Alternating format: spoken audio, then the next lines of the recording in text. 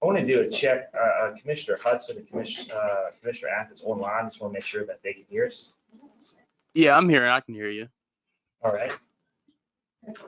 Claire's on yet? I don't believe Claire will be on. She's no child sick. Okay. Oh, I thought she was shouting. Okay, good deal. I don't think she is. All right. We're going to call a meeting to order. Welcome. Tonight is Thursday evening. It's September 15th, 2022. Obviously, Chairman Hudson couldn't be here. If I'm vice chair, I'll be chairing the meeting tonight. If you could all please stand and for the pledge.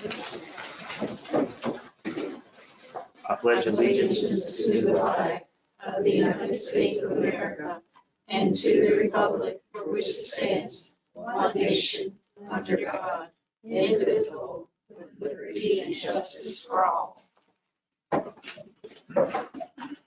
All right, approval of minutes. Are there any objections for minutes for September 1st, 2022? All right, if there are no objections, they are approved.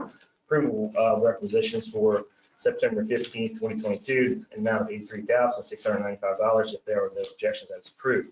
Approval of accounts payable for September 8th, 2022, for the amount of $35,090.99.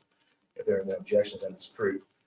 Approval of accounts payable for September 15th, 2022, in the amount of $456,963.36, 15 objections, that's approved.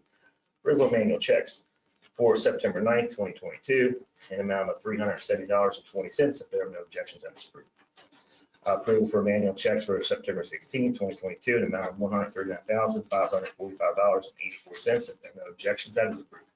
Approval of payroll September 2nd, 2022, in the amount of $291,156.39. If there are no objections, that's approved. All right, we are going to move right to public comment. I do have a few people signed up.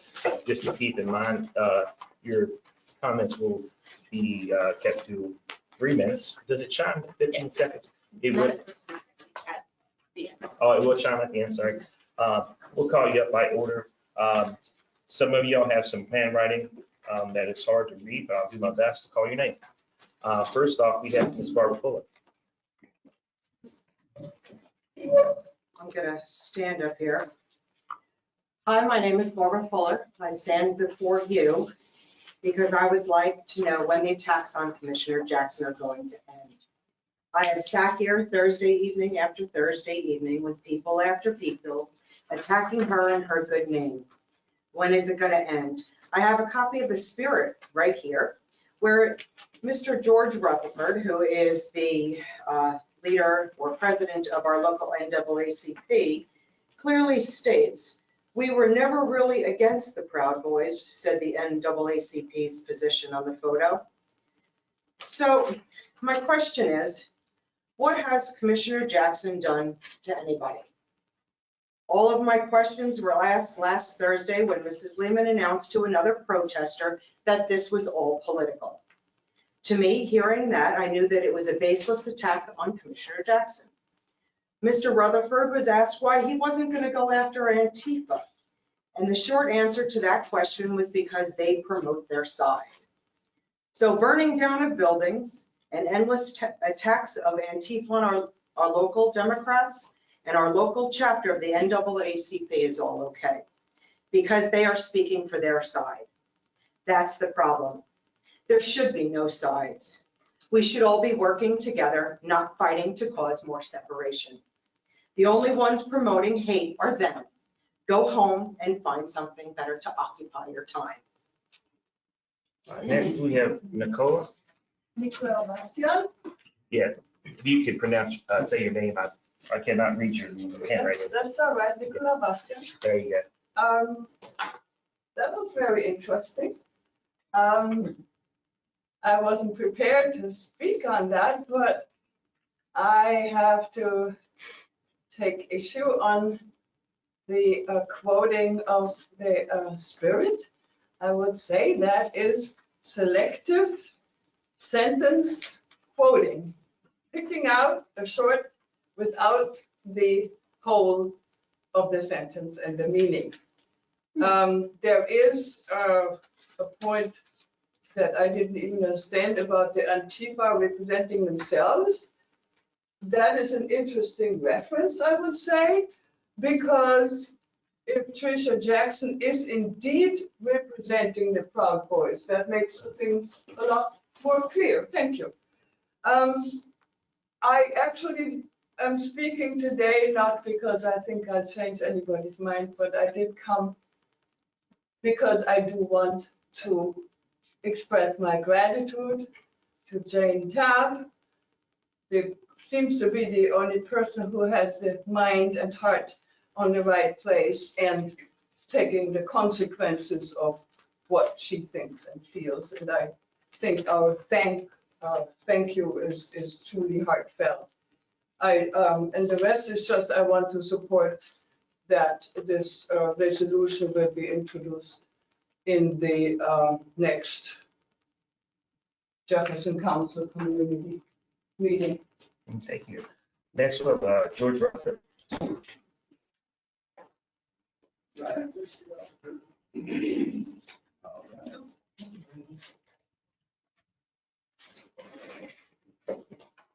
Good evening. I'll be brief. I won't dignify the comments that Barbara Ford made because it's considered source. For the past 3 months, the public have addressed this commission and Commissioner Jackson, and that you denounced the Proud Boys. So far, no action has been taken by the commission, no hold has been taken. Therefore, we, the public, take your silence as consent and agreement with their action and philosophy. You were elected to serve all the people in this county, not a select few. As you look around the country today and see what is happening, you can plainly see that democracy is taking a beating, and one day we may lose it completely. This is because some people will not take a stand for what is right. As a citizen of this county, I call upon you to take a stand now, because if we lose our democracy and freedom due to your inaction, your children and the future generation will suffer and pay the cost for your neglect to stand up and do what is right. Your silence is consent. Take a stand and be counted. Thank you. Thank you. You have to read it back. And you can pronounce your last name. Phipps, Yes, P-H. It's one of those trick names, P as in Phipps. I just can't read, so I have your, I'm sorry? I just have a hard time reading your right hand right now. Okay. That's right. Hi. Yes, ma'am. You got, I'm Becky Phipps, Becky short for Rebecca. I live in Shepherdstown, and I'd like to follow along to what Mr. Rutherford said with the statement that the word or the thing that's being repeated is that you hang in there with your ignorant, hate-filled stand in support of the Proud Boys because you feel that it will help you get re-elected to the county commission, if not to higher office. And I'd just like to say, what does that say about everyone in this county? That is what it has been repeated, said to me, that is your view, that you hang tough with your picture with the unapologetically in support of the Proud Boys because you think it'll help you in your political career. And that says something that, yeah, that is the word that's being said. Yeah. And so is that the view that you want to have? And I did look you up on the Google, and you went to Liberty University. I just can't imagine that that's what they taught you there. Christian accredited institution of higher learning. I don't think they taught you hatred and ignorance there. So I think you need to think again about this Proud Boys thing and step away from it. It's never too late to try to do better. That's it.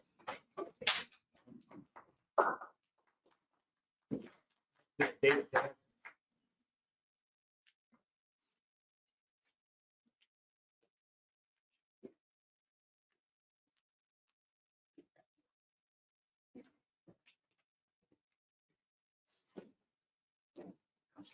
Big Tab, Tibbs County, lifelong resident. It appears that this county commission has no concern for the safety and well-being for the residents and tourists in commercial travel through Jefferson County. You spend millions on, and collect millions on tourism, but you're not worried about if they're in an accident. If you're not prepared now, what do you think you're going to be on March the 1st of 2023 when you try to pull off this scam of taking over the volunteer fire companies? The county has not properly even submitted the required documents to move forward to destroy the current volunteer emergency services response. The Jefferson County fire companies are individually licensed and operated and independent from each other within the county and surrounding area. I still believe that this county commission does not have the authority of 5 elected officers to dismantle an independent, structured volunteer fire company. Within West Virginia Code, the Jefferson County Commission is only to attend to the daily operations of the county. Any changes to that operations require the approval of the voters of said county. This attempt is to destroy the services provided by volunteer fire companies. It's actually an attempt to destroy all volunteer organizations. Michelle Gordon, West Virginia Department of Arts, you really need to look at this one, because within the consensus or the agreement that you're about ready to sign for thousands of dollars, any changes to this needs their approval first. You guys always make changes. The EMS project to relabel 9 ambulances for $74,000. I see no bids, but 1. And it's only good for 90 days, actually 30 days. So you don't have the time to do that. The approval of registration 23025, requesting $5,700. Again, there's no bids. The audio digital that's supposed to be here, $65,000. Supposedly, there were bids. It's not posted. How can you assure that this was not properly or potentially written just for the applicant that did sign, but you didn't tell who it is or the paperwork? Copy machines, $1,800 a month plus a charge for each copy. Lease. Supposedly there's 5 bids. They didn't even put in. That's your time, sir. Thank you. You guys should be ashamed of yourself. Next, we have Stuart Aco. Thank you very much, Mr. Chairman. It's great to be here with y'all this evening. I'm very proud to be here with Brother George Rutherford. I think he is a great and honorable leader of integrity and has been so for this county for a long time. And I take exception to criticism of him because he's standing up for freedom and democracy. I don't know, Ms. Jackson, Commissioner Jackson, I don't know what your relationship with the Proud Boys is, but I want to know. Why do I want to know? Because there's been an insurrection against this country led by the Proud Boys. Why do I want to know? Because they hate people of color. They hate Jewish people. They hate gay people. They hate trans people. They hate anybody who isn't a white male. I want to know because the FBI just found 300 plus local leaders, elected leaders like you all, who are members of the Oath Keepers, another group that was in the point of the spear in the attack on the Capitol. And I want to know whether this commission is interested in representing all the people in this county. That's what democracy means. That's what freedom means. There is no freedom without freedom for everybody. And I know that the Proud Boys stand against it. All we have asked in the beginning is that you clarify your position as individual elected leaders and as a commission of our government on what you think about racism and white supremacy. And all of you, except for Ms. Jane, have refused to do that. I don't understand that. Why wouldn't any American stand up and say, I oppose racism and white supremacy? I oppose hate. We don't understand that. I also don't understand how a group of Republicans who say they're for smaller government want to expand the government by stopping volunteers from offering services for free. That makes no sense to me. And the only thing I can figure is that you want to invest public tax dollars into this new department and then privatize it. Give it away to somebody who can make money. Thank you very much. I appreciate your time. Next we have Christine Weimer.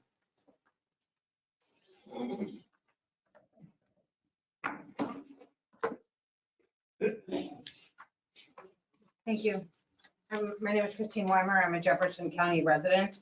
Jefferson County has a long, proud history of being a place where marginalized people are empowered, and there is no place for hate or violence in Jefferson County, especially not on the county commission. An official who has been elected to represent all people, standing with a group that promotes hatred, violence, and oppression of multiple groups of humans is not acceptable. This is not a policy issue. It's a human rights issue. Hatred, violence, and oppression are direct attacks on human rights. If these attacks come from within the government, the infringement on those rights is particularly swift, particularly damaging, and nearly impossible to overcome. We should all be proud to proclaim that all humans deserve human rights and that these rights shall not be withheld based on any trait or attribute. But if instead you hold the views of these groups, of the biased views of these groups, you cannot simply set them aside and abstain from and leave them in abstention while you make your decisions. Studies have demonstrated repeatedly that if held, these views affect every decision you make, consciously or subconsciously. And certainly that would include the decisions you make and the actions you take as a county commissioner. Not only do these views affect the decisions that you make, but your failure to condone these views affects every employee and resident of the county. Think about the county employee who may now feel less valued and less empowered to do their job because they belong to one of these marginalized groups. Think about the county employee who may now feel empowered to act out of their own bias. Think of a resident who needs that county employee to help them, protect them, or their fair-minded, unbiased judgment in a critical time of need. Think of an impressionable young resident of our county and how your actions may encourage them to fuel their own bias, or to cause them to feel more marginalized or less empowered, all of which will contribute to the decrease in long-term success of these young people. This failure to act goes well beyond one's political life, one's personal political considerations, and deep into the psyche, the daily reality of the employees and the residents of the county, and beyond to the deterioration of our local society. Standing with those who promote such ignorance is completely unacceptable, but the failure to renounce such ignorance, such egregious behavior, is disqualifying. We ask that if any of you hold these views, that you resign immediately. And if in fact you do not hold these views, that you take up and pass the resolution submitted by Mr. Rutherford as soon as possible, and commit to doing everything in your power to limit the effects of bias in all county business. All humans deserve human rights. We need to hear you proclaim it. Thank you.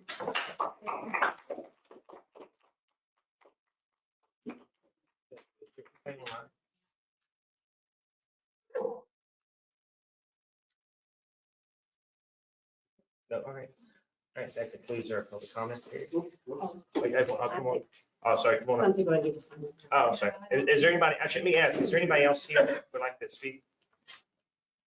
Hi, everyone. My name is Andrea Elliott, and I'd like to just share a little bit of my experience that I had when I was here during the last meeting. So I did vote for Commissioner Jackson. I look at her record, I look at her voting record, and that's why I vote for her. I'll vote for her again. I wanted to share with you a little bit of my experience the last time. It was disturbing to see what was said to her. Person after person berated her. They attacked her. They insulted her. They aggressively attacked her personally in an organized and very targeted manner. Their argument was not about her voting record or her ability to serve as our Jefferson County Commissioner. The protesters attacked her personally. Assumptions about who she might be as a person. They attacked her personally. I hope that does not happen to any one of us at some time. It's very discouraging. The public has the right to speak at these meetings. However, public comments should focus on issues impacting this county and not on personal and political attacks. Protests should be held outside and in public spaces to ensure the safety of others. Case in point, Antifa. Antifa members were here and present and spoke during that meeting. How did an Antifa member learn about this protest? Democrats and NAACP organized it. Does that mean there's an affiliation with Antifa? Antifa is the group that is in fact racist. They're discriminatory and they have terrorized citizens across our good country. I wish to attend all meetings as I am a constituent of Jefferson County. However, being present during this past meeting was disturbing, filled with hate and a mob mentality that bullied others standing and attending the meeting and spread disinformation and attempted to slander a duly elected commissioner. After witnessing this behavior, I find myself concerned that Jefferson County constituents are being disenfranchised to accommodate rhetoric and disinformation in an attempt to eliminate independent conservative women from holding office. That's all I have to say. Thank you. Is anybody else who would like to make a public comment? You want to state your name? Yeah, Chief Ross L. Morgan, Jefferson County Fire Department. And I'm here to speak again about the response plan as I spoke of last month. And to go a little bit more detail, I guess, the response plan for 911 center. The reason I've been so adamant about this is because the time it takes to process and dispatch a call, particularly structural type fires, calls that require multiple agencies and multiple units. It takes entirely too long. These calls can be dispatched in 2 minutes or less, maybe 2 minutes and 20 seconds. But, and I have some documents here you can share. I'll pass around to John. He can pass it around. There are half a dozen calls, just random calls in the past several months of structural fires. And you'll see the green where from 3 minutes to 5 minutes. That's the time it takes. Now, this response plan will take care of this problem. The response plan was purchased back in 16, I think, when the CAD system was purchased as an option. It was still an option. If the director didn't want to use the response plan, then why did he buy the option? But, and again, the biggest piece I've had so far is the time that's been taken for this response plan to take effect. Last month when I stated, I gave you a timeline of events. I'm not going to go through the whole thing, but I will give you 2 timelines. July of 2017, a letter from the Deputy Director of Communications at that time was Chris Cross. He's no longer employed there now.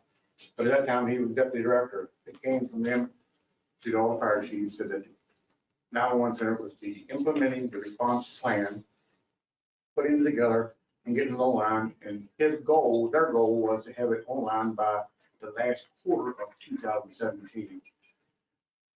And I told him at that time, I said, I think that's probably pushing it, but I would be tickled to death if he got it online the second quarter of 18. So that was July of 2017, that they were going to implement it, start the process. The next date I'm giving is September 15th, 2022. That's today. And there still is no response plan. 5 years and 2 months, and I don't know how many thousands of dollars this county has put into it since then. But a request to the administrator back in July for an update of how much expense has been applied to this. Still, my FOIA request has not been answered. But the point is, 5 years and 2 months is disgraceful. And when you see these right here, that's the one 5 minutes to dispatch a call. These are people's properties, their lives at stake. And this is just an everyday occurrence. These are just random calls, not just Jefferson, these are Charlestown, Middleway, just random calls in the past several months. So you all have got to get out of your ends and make this director. Thank you for your comments. Oh, I'm not done yet. And make this director, and this thing, get on the line. Now I'm done. All right, we don't have anybody online, we're gonna move on. That will conclude our public comment for this evening. Up next is Angela Banks. I believe she is online.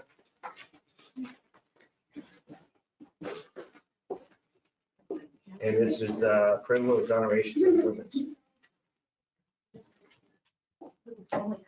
It jumped out. Can you hear me? Yes, ma'am. Okay, thank you. I'm Keith Can you Banks. hold on one second? I'm trying not to hurry. Oh, my goodness. Thank you. Not a lead, not a hurry.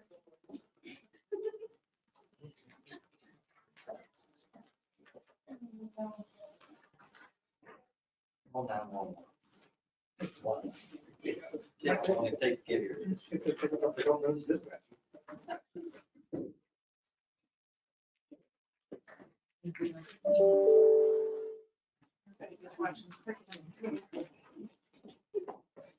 All right, Angie, go right ahead. Okay, my first exoneration is in the 2022 personal property book, Ranson Corporation. Taxpayer failed to turn in the correct vehicle. So they did have a new bill made up, and we are going to exonerate the incorrect bill. They did not have the 2003 Volkswagen, assessed at $600, tax amount $17.30. Taxpayer is Ryan Rogers, ticket number 314577. I'll move to approve the exoneration ticket number 314577. Second.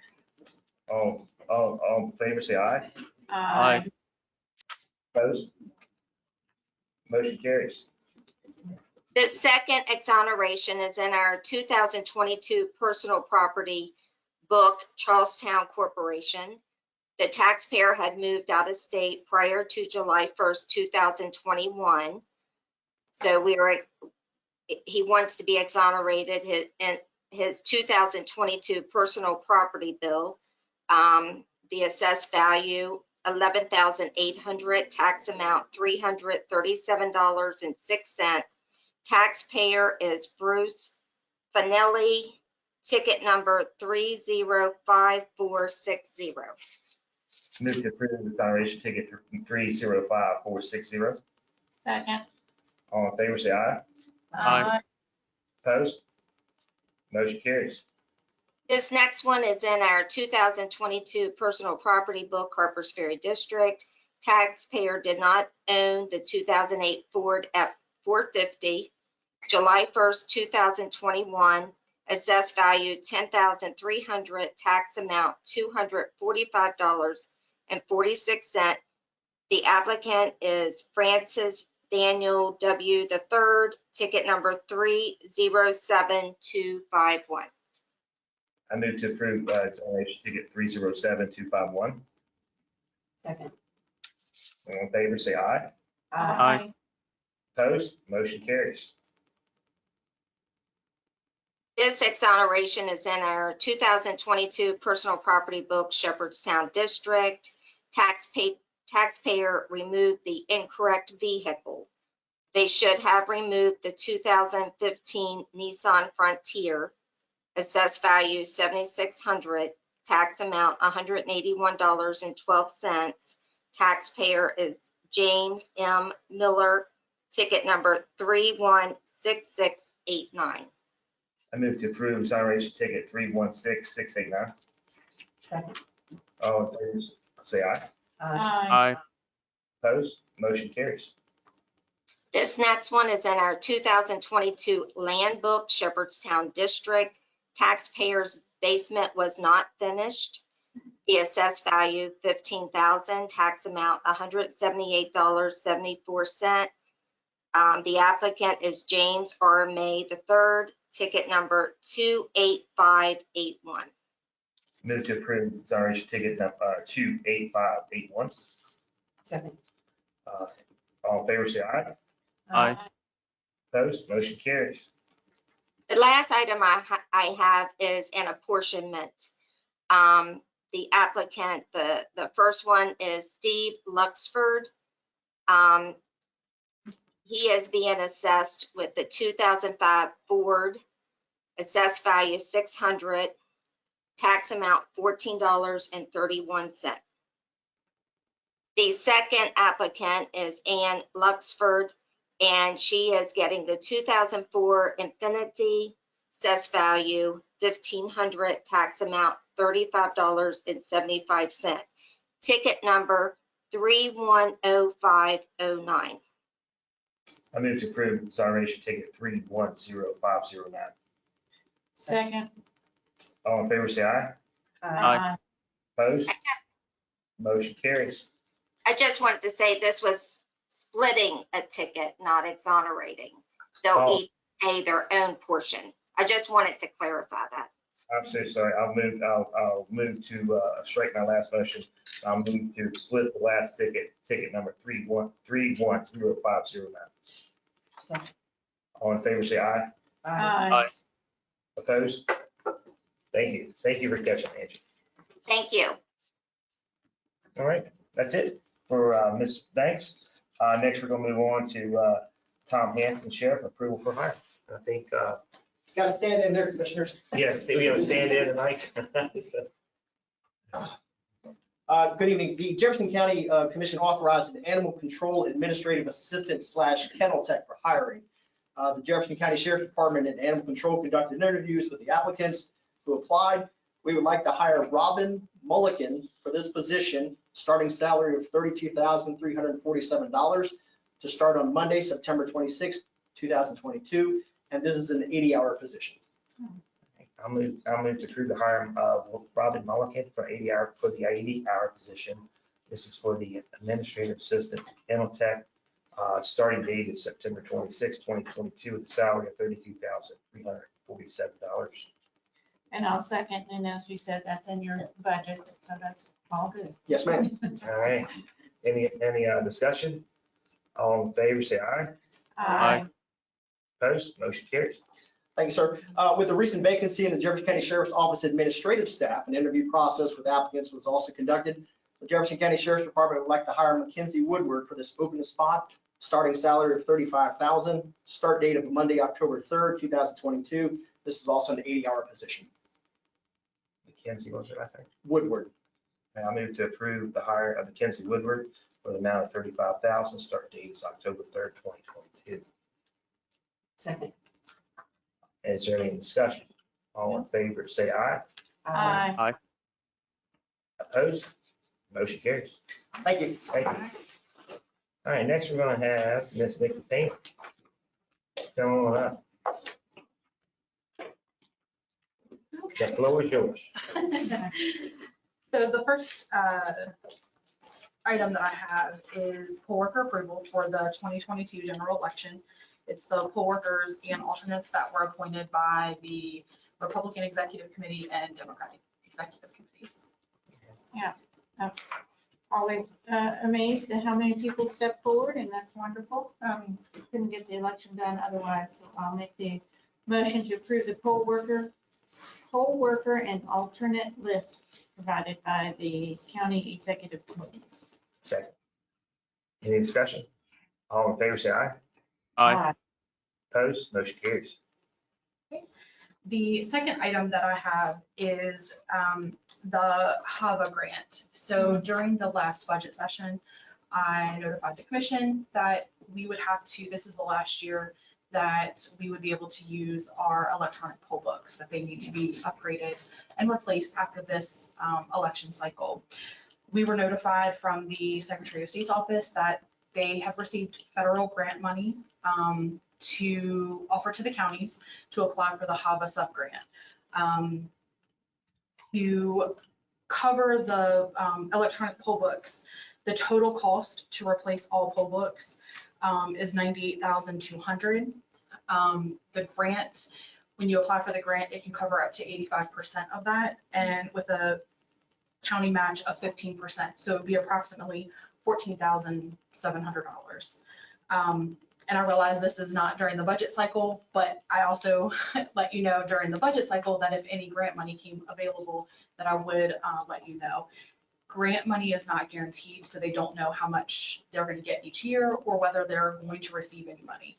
This year, the state did receive $1.4 million to disperse for the HAVA subgrants. However, their focus is going to be more for election equipment replacement instead of poll books. So I'm not sure if we would get approved for it, but before we apply, I would have to ask the commission for approval to cover the match. Yeah, Michelle Burton. I was just going to say, recommended funding sources for the match. Because of the amount of this, I would suggest the capital outlay fund. And that's the second resort. Okay. Now, if we can use the current poll books that we have for this next election, so it's going to be 2 years, and I know you have to update poll books all the time, so we want to go ahead and do this now, right? Even though we've got an election this fall using the current poll book. Right, they would not be able to come in and train and set up any new poll books for this coming election. Right. But I mean, we just need to get in the line for the grant, so we're ready in 2 years. to have good If we poll can get books. approved, yes. And we need a motion then to approve the potential. Are you requesting us to have a motion to approve the HAVA funds or HAVA research of the HAVA funds? Basically, you need to approve me applying for the HAVA funds to agree to the match. Okay. With the potential, knowing about the It's potential kind of a match. no-brainer, I think. I'll move to approve that we file for the HAVA grant and Funded with capital outlay. fund it with capital outlay. Thank you. If we receive the grant. If we receive the grant, thank you. And can I just say, to fund the match? Yeah. Yes, we'll add that to it. We're gonna get it right. Yes. It's a group effort. Yeah, group effort for this motion. Thank you. Yeah. Okay. Do we have a second? I'll second it. All right. Any discussion? All in favor, say aye. Aye. Aye. Opposed, motion carries. Thank you. Thank you. All right, next we have Mr. Steve Allen.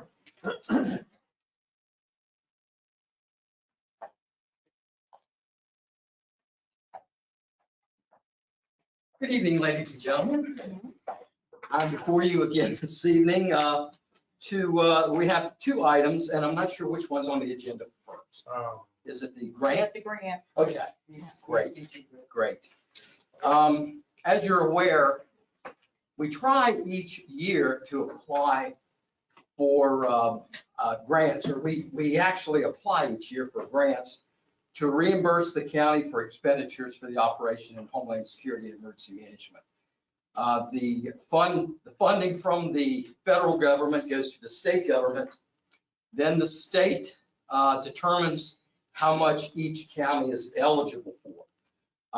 Most of the time there is a base amount, and then by population is how they determine how much we are eligible for. So each year we scramble trying to get every dollar out, and if there are some counties that don't apply or don't meet the requirements and that money goes back in, then the state also opens that back up for those counties that have done their due diligence and played by the rules, so to speak, and got all the things done that needed to be accomplished. So, and unfortunately, the federal government moves very slowly, as we know. And those grant funds take a long time to get here. We're currently working on the fiscal year 2020 grant for the Emergency Management Performance Grant reimbursement. I have put together the documentation, and you have it in your packets, and I have a hard copy here. Should you agree to allow us to apply for the grant with the understanding that Jefferson County would be eligible for up to 1/2 of the costs included in the operation of our office. For that year, since that year has already gone by, the amounts that we are eligible for, that Jefferson County is eligible for right now, according to the state for 2020, and this would be the paying 50% of the grant, is $62,342. Of course, our expenditures, your expenditures are a lot more than that. So it doesn't meet the 50-50, but we're still trying to get that. We know that they could pay up to 50%, but never more than 50. And unfortunately, with all the other counties in the state applying as well, that piece of that pie gets to be smaller each year. So, I know a finance director wanted to say something. oh, I'm sorry, Michelle. I just wanted to let you know that I believe we are required by state code to fund this department. So any grant funding that we're able to get helps reduce the amount that the county is obligated to pay out of general revenues. Okay. That makes sense. No, I'll go ahead and move to approve the 2020 Emergency Management Performance Grant application and approve the president commission to sign a document. Second. Any discussion? All in favor, say aye. Aye. Opposed? Motion carries. Thank you. Excellent. The second item on the agenda is, of course, we are into September. September is always National Preparedness Month, just like in October, we have National Fire Prevention Week coming up very soon as well. Always the week that October 9th, when the Great Chicago Fire took place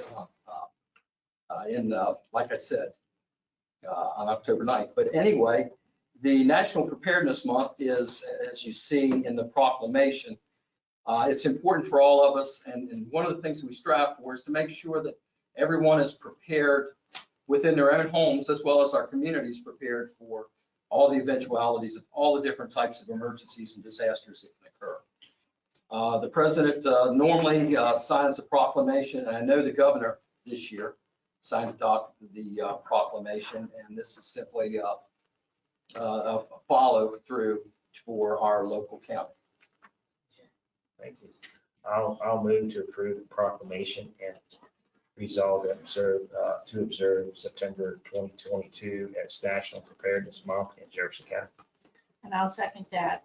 And, you know, I think anybody that was around during Hurricane Agnes, I happened to be in Illinois doing sandbags from college, but I know it was bad here too. And then in fact, flooding, what, a couple years ago too. Oh, yeah, do well, yeah. Not good. So everybody needs to know how to get out of their house with themselves and their families and Yep, winter storms, all the different types of situations, tornadoes, all of those different incidents.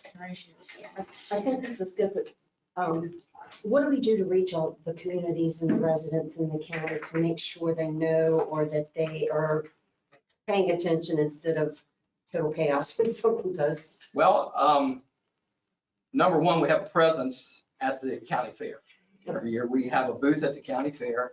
We continuously are placing or sharing not websites, but posts on Facebook and Twitter Of course, on a routine basis, we have not been able to do it since we didn't have a public waste information officer for such a long period of time. But we also release press releases out to our media partners, as well as appearances, if you want to call it appearance, on local radio stations. Thank you. All right, any other questions or discussion? All right, we have a motion and a second. All in favor, say aye. Aye. Opposed? Motion carries. Thanks, sir. Great. Thank you all. All right, next we're gonna move to Michelle Gordon.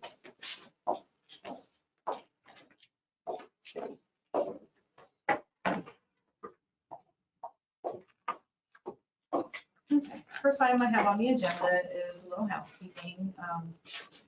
Jefferson County Parks and Rec was awarded a grant from the West Virginia Arts, Culture, and History in the amount of $75,000 for phase 2 of the amphitheater. This project is, of course, cost dependent. The project is slated to construct restrooms, a ticket booth, concession stand. The plan also includes hookup to water and sewer, a meeting room, and additional office space. And I did include or receive a copy of the actual plans. I will hand that out. So they do need approval. The grant contract. And this plan is restrooms, yeah, it all includes restrooms for men and women, a concession stand, ticket booth, and then office space and a meeting room. The meeting room is used for artists that come to the amphitheater. I'll move to approve and sign the and signature for the Department of Arts, Cultural, and History Grant Contract H23-079127 with an award amount of $75,000 for pass-through to the Jefferson County Parks and Recreation. Second. Any discussion? No. I'm sorry. Oh, go ahead. All in favor, say aye. Aye. Opposed, motion carries. Thank you. I just want to make the comment that I think, the restrooms not being porta potties, having another option will certainly be appreciated not only by the patrons, but also anyone performing and all that good stuff. With the commission president online, can I get you to sign this? I guess.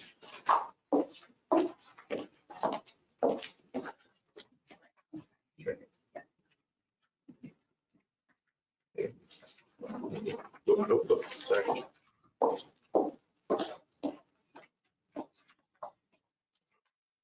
Next item I have on the agenda is review and approval of the purchase of equipment and requisition number 23022. The equipment is being purchased from Jefferson Fire Company in the amount of $63,079. Funding is recommended to be provided from the ARPA grant fund. The equipment that we're purchasing is to outfit the ambulance that we've already purchased. This includes the monitor, the Lucas, and other small equipment actually on the ambulance. I'll move to approve requisition 23022 for purchase and equipment in the amount of $63,079 funded by the ARPA grant funds. Second. Any discussion? All in favor, say aye. Aye. Opposed? Motion carries. Next item on the agenda is review and approval of requisition number 23024 for GS Images to remove existing decals and update striping and decals on 9 ambulances in the amount of $74,100. We sent out requests for quotes to several different vendors. We received one complete quote. We received a partial quote from another vendor. However, that vendor did not provide us with a formal quote and indicated that they would not be able to complete all 9 ambulances in the time that we needed it to be completed. I do want to point out that this quote has one mistake on it.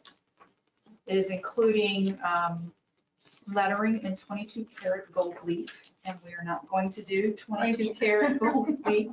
We will do imitation gold leaf.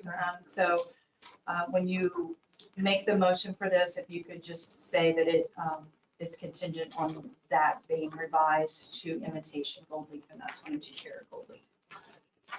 Does that impact the? It will go price? down, the price will go down. So I'll do a change order to reduce the amount, and I will not provide them with a notice to proceed until I receive that change order. Okay. I'll go ahead and move the motion to approve requisition 23024 for the ambulance striping and decals in the amount of $74,100 funded by the ARPA grant funds, with the anticipation or that they will remove the gold leaf, Remove 22 karat gold leaf. and make 22 it karat gold leaf. imitation gold leaf. and we will use imitation gold leaf. Correct. And therefore that quote could potentially go down. Should go. Should go. It will go down. Will go down. Will go down. How's that? There you go. It's not on the printed form. Any discussion? Oh, do we have a second? Second. Okay. Any discussion? Yeah, I've just wondered, when you put out the request, what kind of timeline did you give them? That would be a question for Captain Burner. I believe that, I'm not sure what the time frame is. Captain Burner and handled all of that. I know, but how do you put out a request for proposal and say someone that you put in the timeline? Do we know what the timeline? He wasn't able to provide us with any quotes at all. We asked him repeatedly for quotes and he wasn't able to provide quotes. And then he also indicated that he wouldn't be able to complete 9 of them in the, 3 to 6 month time frame that we needed to have them completed by. He didn't have the manpower. Okay, I'm sorry, I just had that you said we had one complete quote and then one person, the partial complete was not finished because they couldn't meet our deadline. So I was just wondering what the deadline was that we asked them to meet that. Yeah. For that quote to be partial. And Captain Burner knows those details, even though. He would know those details. And to me, the deadline was March the 1st. So the other vendor was not able to meet the deadline. Okay. He didn't have the staffing to do 9 vehicles. Makes sense. All right. Any other questions or discussion? All right, all in favor of the motion, signify by saying aye. Aye. Opposed? Yeah.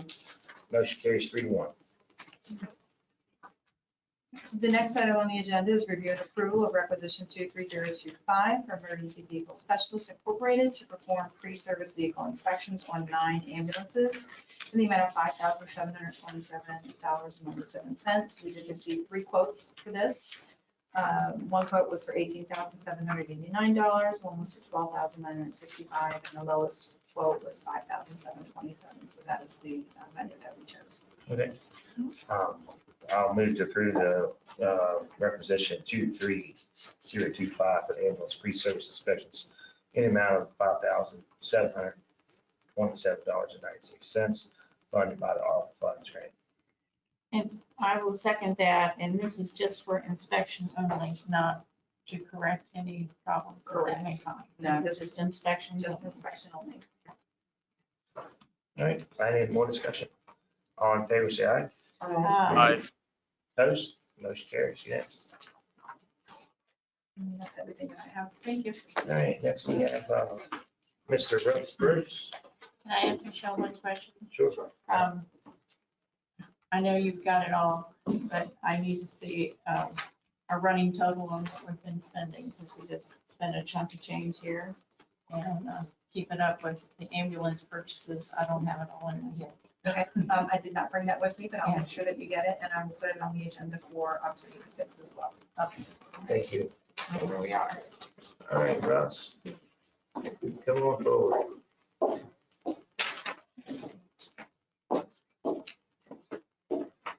Good evening, everyone. I'm going to go just in the order that we had this listed on the agenda. And the first item I had is we had a bid for audio visual equipment and software solutions for the commission meeting room, which is this room. This is something that we have been working on and I have discussed previously at our meetings as the equipment here has being held together with, as my wife would say, you cannot fix that with duct tape. So we've gone through this. This was one of the ARPA requests that went out. You laugh, but she does. No, I just said, shoot, I like duct tape. Duct tape or baling twine. I'll just leave that. Yes, where it is. So this was one of the ARPA requests that we put out. We had went through this before during COVID, and we were unable to find a company in our initial quest to make any bids. Everybody was extremely busy. Nobody really wanted to touch the project. I believe most of the local companies were down in Northern Virginia, things like that. So when the ARPA money came available and we put this in for the ARPA, you all approved that, and we put out a request for proposal. So this time with the request for proposal, we had 3 companies that showed interest. One of them was one that had showed interest before and had actually submitted a document or a proposal to us, which is what I based our ARPA funding off of. So they also replied to the RFP. The other 2 companies, one of them looked through, they had a few questions for me in reference to it, and then they elected to pass. Another company, which was a local company that I am actually familiar with and like them, they requested a meeting to come in and examine the room and everything before the time period passed. We set up a meeting and they did not show up. Oh. I placed 2 phone calls to them. They did not return the phone calls. So we have one bid or one proposal with our RFP that went out. It was that original one that was put out that I based the ARPA request on. It's a very comprehensive proposal, I think. I am not an audiovisual person, as I've explained to you all before, but I do know enough to look through some of these and to see if, let me see if I can have one of these things that they put in there. It might be a ways back, but the company is actually out of Florida. They're called Vibe Design Group. I've had many discussions with them. They have been very helpful. I don't have the paper I was looking for. They have been very helpful. I fear that we're going to have one of these meetings and this stuff is going to die and we're just going to be sitting here, not in the dark because the lights are not controlled by that, but we're not going to have this. And I will discuss this as much as you want as far as the microphone system that they're going to put over to have better microphones, dual camera system so we can both see the commissioners and we can also see who's presenting. The software solution that they proposed allows us to pre-configure setups for whoever's going to be running the meeting so that planning could have their setup, zoning could have a setup, we could have a setup, anybody that we want. So outside entities or individuals that we would allow to come in here and use the meeting room could have a pre-setup that would not affect our setups. I was very impressed with their work. They've done work for Miami Homestead Speedway, a couple of other clubs down there that seem very impressive, and they have been impressive in their dealings with me. Yeah, now is there battery backup and all that good stuff with the system? I think with this, not necessarily, but if that was something that we would put in and add if we needed to. Right. Well, I know, with the power. Oh, the power problems issues, here. yes. Yeah, that, I do think we need something. Have you, so I guess obviously you're waiting on us to approve the proposal. I would like to see the proposal before we make a decision on as to what we're getting for the money we're going to put against. I'm 100% in agreement with that. I submitted the proposals. I had a couple different things, and I think that in talking with Jessica in reference to this, it would have made the agenda packet some 400 some pages. But I did bring one, and I can print you another copy. I can send it to you via email, however you would like to. Email would be fine. Okay. I don't need a printed copy. Yeah. I just would like to see what we're committing to and what they're saying they're going to provide for us. By all You're means, in fact, I say they've been very helpful. The gentleman that I have dealt with is Brad Gallagher. We've done multiple virtual meetings, but I can by all means provide you with that. Yeah, you can just send it by email, but I'd like to look at that before we. Yeah, it's about 49 pages, but I printed one just so I refer, and then of course I'm not going to sit here and look through trying to find that one page I wanted to find. But And I have a question, like when we earmarked the ARPA funds, what, did we earmark enough or was that Yes. 50,000? Yes. Okay. You earmarked basically what I asked for at the time, and this was my fault in reference to this, when we went through the ARPA funding, I did not realize at that time that I would have to come back to an RFP and go through that. So that was where I just based that on. I'd like to propose that we just defer this to our next meeting and Yeah. let us look And at then the if you can proposal. email Yep, us all. a by all copy. means, I can definitely do that. I'm not gonna read all 50 pages. Well, I just want to know what. Nope, that is not an Yeah. issue. at all. No, that's not an issue at all. That Yeah, is a not. list of equipment. All right, we'll just defer this to the next meeting. Yep. All right, that's fine. Then we'll move on to the next agenda item. Okay, so It the seems like next. the consensus of the group, so. Yeah. we need a motion. So the next item we had was the copiers that we have throughout the county. Approximately 5.5 years ago, we did an RFP and we included as many of the copiers within the county as we could. When you do a copier proposal or anything like that, the more units that you have available, the better pricing you can get. And the last time, I think we were very fortunate, is a team from Xerox came in and got manufacturer's pricing. We did excellent with that and chose that. This time, because our pricing was so well, we had a couple of units that were out of the rotation. In other words, maybe we had a 5-year lease and they were on a 3-year lease and the leases did not expire at the same time. So we worked with those, such as the county clerk's office, that wanted to get on the same cycle as we were, so they could be included this time. And I believe we have 24 units in this proposal that went out. We had 5 different vendors that submitted bids on this. And at least 2 of them, from my knowledge, did go to their manufacturers to get pre-approved pricing or better pricing. One used the state contract here to come up with that. I can name the companies. I don't know how much of this we put out, or we can put this all out. I guess if they submitted a proposal, it's public knowledge. We formed a committee to look at this. We had GIS involved, we had the assessor's office involved, we had the county clerk's office involved, and we had the circuit clerk's office involved. They all had a representative there. We asked every department and elected official if they would like to participate, and those were the ones that did. The choice that they made was not the lowest bidder.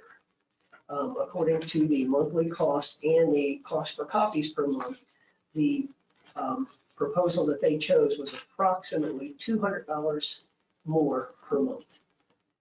The reason that they leaned towards this was the lowest proposal was out of Charleston, West Virginia, and they have no local offices and no local support.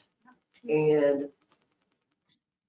that was the main reason. It's just if we have an issue or when we need support or we need that, they did not have anyone. So they did not want to choose them. We are currently paying, before we have any overages or anything like that, $2,332 per month, I believe. The proposed new monthly lease will be $3,058.77. Now, one thing with this is the lease is a fixed cost of $1,838.32. Or wait, I take that back, $1,845.53. And I need to go back and say that first cost. The proposed monthly total cost is $3259.38. That first number I gave you was the lowest bidder, but that was not the one that they chose. The other part is in the bid that was done last time, we had a pool. So for every unit, there was a pooled number of copies that could be used. So just think of it, if you 3 were the units and you had a pool of 3,000 units and you did 1,000, you did 1,000, and you did 800, you stayed under the pool. Let's say you did 2,000 and each of them did 500, you stayed at the 3,000, you did not pay an overage. because of the estimates and what we were looking at, we said we would look at a pool again, but really we wanted to pay per copy cost so that we were not really paying over for copies that we were not utilizing. So that comes up with the other costs that I would like to say I do not believe it will be as high, but the per copy cost was estimated at $1,413.85. I do not believe it will be as high because we have seen our copier usage decline. Makes sense. The company that they chose was called DSI. They are Document Solutions Incorporated. They are out of Cumberland, Maryland. They have a number of clients around here. The law firm that I worked at before I came here, we utilized them. You might be familiar with them. I'm not sure. I'm not sure what else to tell you in reference to this also. Our cost is going to go up from what we were paying from the bid we had 5 years ago, but our equipment is starting to age out and we are having some issues. And a couple of the people are like, assuming they can get rid of what they have in their office, the happier they will be. Sure. Does anybody have any questions or any more questions? Yeah. Okay. I'm sorry. You go, you might be asking.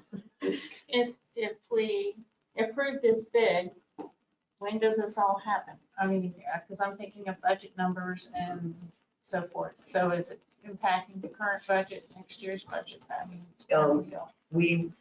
We had hoped to have installs in November because of lead times on equipment and things like that. My best estimate from what I have been led to believe is January. I guess I gotta go ahead. Well, and I was asking, this is on here, you said appropriate departments. I guess each department will be billed separately for their use or their. What part of the proposal, which is the same as before, is to send us one monthly bill, but you break out each unit. And then each department, the finance office assesses their portion of it. Okay, all right, then I guess this might be more of a question for Michelle. So like the county clerk's office that charges per copy, or what some of the offices that charge for copying, do we offset that, I guess, or is that just, I'm wondering how we record that? That would The be use versus what? Yeah, that would be a charging Michelle question. I'm not sure how That would be a county clerk question. I see very little in copying fees listed separately, on the financial statements. They do have a lump sum county clerk fees earnings, and it may be included in that. So that would be a county clerk question. And how does this fit in our budget? Yeah. Okay. How does this, is this budget, is it already built in our budget? It's already built into our budget. And it's within what we put in the budget. I mean, I can't remember. Okay, that's the only question I had. All right, with that answer, I'll move to approve the bid submitted by Document Solutions in response to the multi-function digital copy printer scanner fax RFP that was released in June 22. Monthly cost to include hardware lease of $1,845.53, and then added in a monthly per copy cost to be distributed to the appropriate departments for billing. Mr.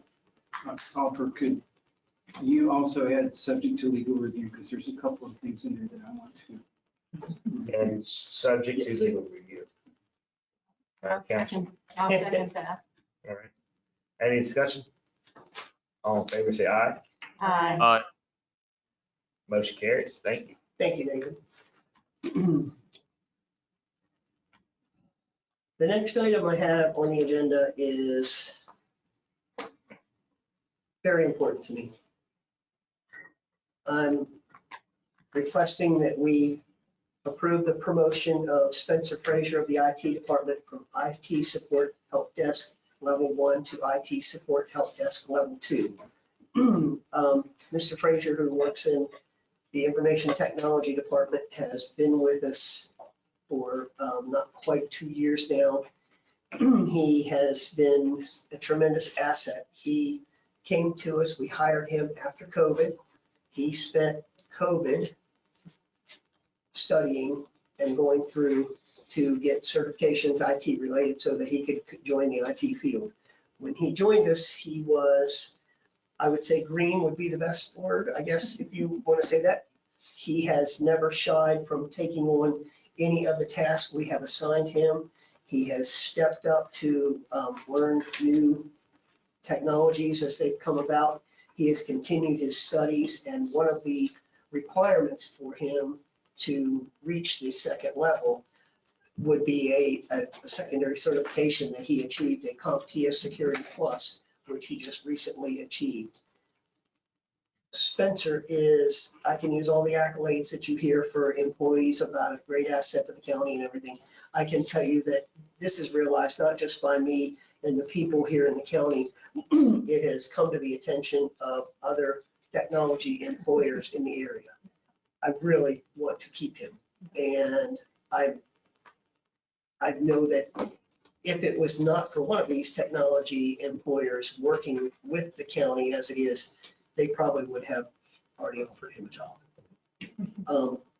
I don't know if you all have met him. If you haven't, you're missing out. He is usually very quiet until you get to know him, and then he opens up.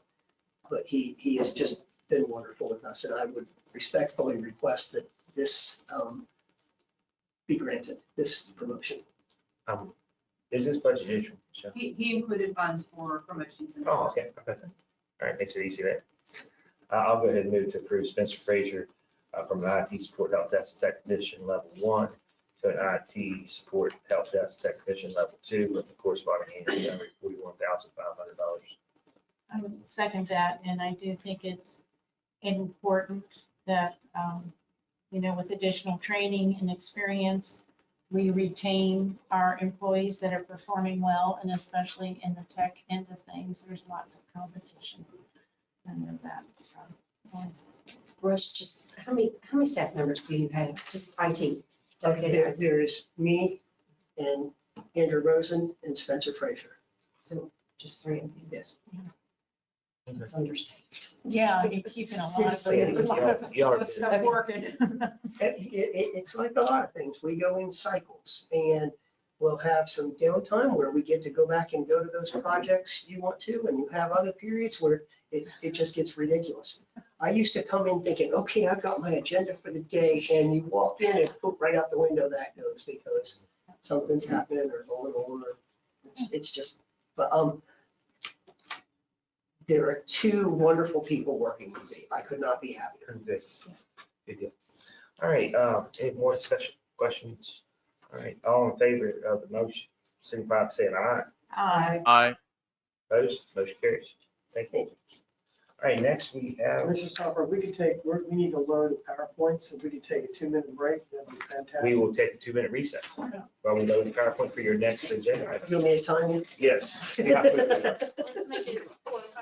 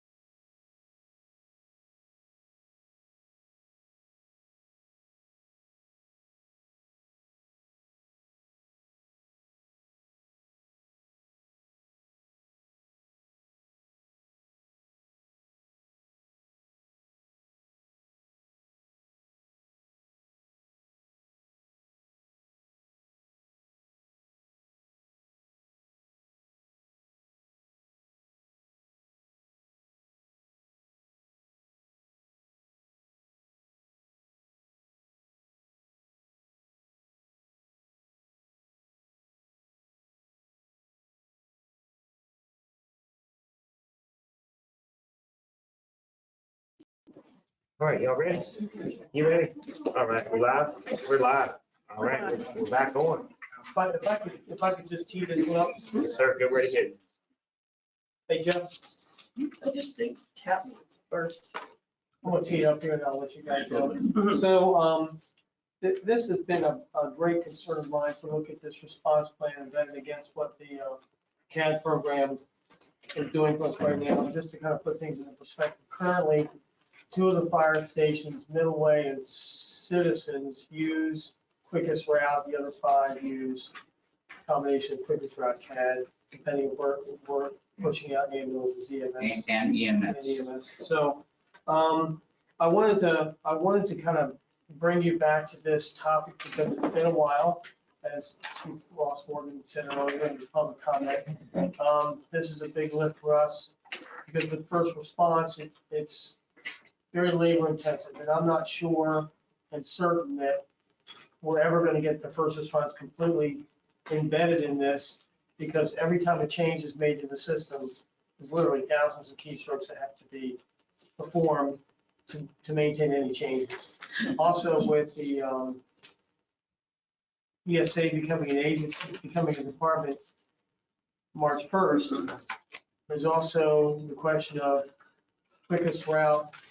When we move ambulances around from station to station, we also have to key in all that information into the response plan as well. So I think I really wanted to kind of bring you guys up to speed on where we were with this. I've asked Russell and Jeff to give us a short PowerPoint presentation. And it was also mentioned earlier that, money was invested in this program, and in 2015, I believe, we purchased the CAD system for $685,000. Yes. Back in 2015, I think first 5 years, there was no subscription fee. Currently, I believe the subscription fee may be $35,000 or something like that. It's about $44,000. $44,000. So the investment has been quite significant. So I'll yield the floor to you guys and go ahead, and then we can entertain. We're not asking for any kind of action tonight. I just want to bring everybody up to speed on this fund. Okay, my part, I guess, is to give you an update on where we are with the programming and everything. I can do that at the end. I guess when it comes to explaining response planning, going over that, I'm going to leave that to Mr. Kozinski, the Director of 911 Center, to do that, as he is more familiar with that in depth. All right, thanks, Russ. I'm going to take a few minutes and explain the programming and the recommendation of emergency response units in the system and what happens here. So it's about time. It's all about time. The amount of time it takes to receive a call and to dispatch to respond to an emergency. And we all agree in an emergency that time's of the essence. We all have that agreement. Time matters in the amount of time it takes for the response of an emergency vehicle. And as you might hear, time is tissue. Jefferson County 911 dispatches EMS by using a module in CAD that's called Quickest Route. Quickest Route takes the science and technology of CAD and GIS. It analyzes the road network from each fire station to the actual location of the emergency at the time of the emergency. Within seconds after determining response from over the 57 stations that are in our system, a lot of mutual aid stations, it then presents the quickest unit that would theoretically get to the call, factoring the road network, speed limits, major intersections, 90-degree turns, etc. It's my assumption if an emergency were to occur at your house, you would want the fastest, quickest unit to get to you. Our citizens expect that. Again, it's about time. Response plan does not take time into account. Response plan is a fabricated static table of plans that are entered into the computer and are based upon zones that have been created by the fire department. There's no science behind the creation of zones. And in essence, they're the best guesses of the fire department to create their jurisdiction. This module was designed for those jurisdictions that do not have a comprehensive GIS system. It's considered the old method of dispatching, typically dispatching to a single fire station. Closer does not always mean quicker. very important. A responder located 4 miles from an incident, able to travel on average 60 miles per hour, will arrive in 4 minutes. Another responder located 3 miles away, able to travel on average of 30 miles per hour, would arrive in 6 minutes. In this example, a fire response plan would require us to dispatch the unit that will take 6 minutes because the first due unit is based upon the zone. This is a real world example that I just provided to you. This is the intersection at the Home Depot light. Jefferson County Fire Departments have divided the county into 176 fire zones.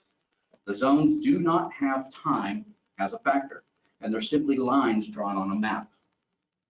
Let's explain the complications of a response plan.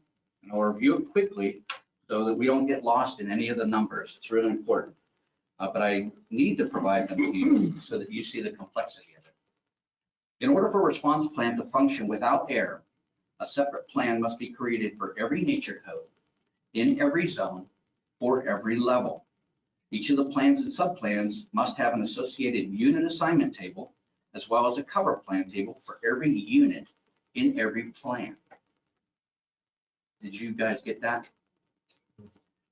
There are 237 nature codes, 176 fire zones. For one zone, there must be 237 plans, and each plan has 17 levels. There are about 35,800 basic plans so far in our system. And this is the practice system that this is being developed in. This is not in live. We're not using response plan in live right now. There are over 1,000 response configurations and almost 7,000 cover unit assignments that have been built. Over 3.1 million entries have been made into the system, and they're still continuing to build, with an estimated 6,000 tables yet to be built. As you can see, it's complicated, but there are other additional problems that go along with this. Adding a nature code requires thousands of new records, specific unit assignments, and cover unit assignments for all 172 zones. I want to correct something in here. I said once 176 and 237. There are 172 fire zones. Adding a new unit requires going through hundreds of thousands of records to manually make the change. Adding a station is an enormous thing. Couldn't imagine having to add a new station into the system, separating out all these units, deleting units, adding zones. Changing a unit ID also requires changes to tens of thousands of records. Growth. Response plan does not take in any way take into account growth. Adding new roads that could change the flow of a response are not easy to make in response plan. It's just simply not a consideration. The plan is based upon a general location in a zone. It doesn't take into account the west side of a zone could have units closer or quicker than the east side of the zone. This matters when the first due fire department may not be able to respond. It matters in the second due, third due, fourth due, fifth due recommendations. The multiple layers of programming do not consider time as any type of factor.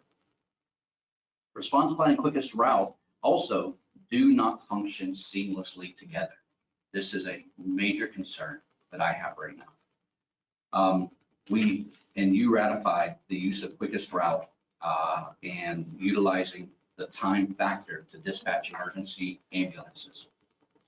Because of this issue that they do not process seamlessly, the dispatcher will have to duplicate their tasks on every call. We are going to likely have to create a whole separate type of incident, an EMS incident, and we will have to dispatch twice to the same call at the same location if an ambulance and a fire engine is on the scene. We will continue utilizing quickest route. About 12% of our call volume is associated to fire and EMS. About 88% is law enforcement information. And of that 12% of that call volume, about 90% of it is associated directly or strictly with EMS and ambulance dispatching.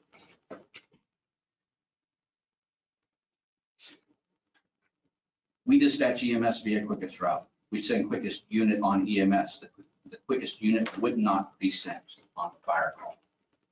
Disagreements between fire stations has also occurred in Jefferson County, up to the point that one of the stations removed another station from its response boxes because that could do or nearby. For us, this jeopardizes public safety. Time is a factor in call taking, CAD data entry, and dispatching. Time should continue to be the factor in emergency response.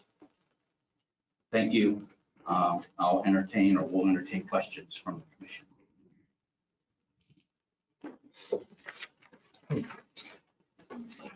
I did have a question.